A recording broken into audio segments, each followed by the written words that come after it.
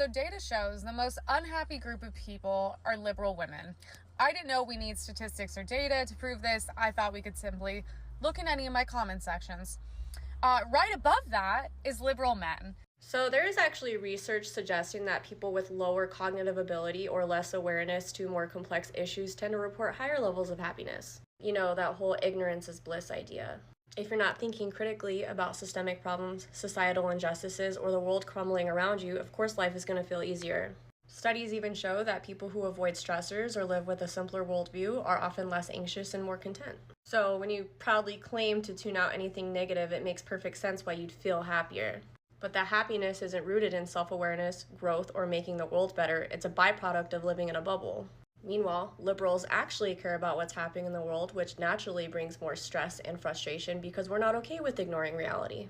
Now, let's address your claim that liberals are the most unhappy group using your comment section as evidence. The reason so many people criticize you and are eating you alive in your comment section isn't because they're miserable liberals. It's because you constantly post racist, misogynistic, and fatphobic takes, and people are holding you accountable for it. That's not unhappiness, it's people refusing to let harmful rhetoric go unchecked. Now, the irony here is that for someone who spews so much negativity, you'd think you might be the most miserable woman in the world. It's almost like your supposed happiness comes from tearing down others to distract from your own insecurities.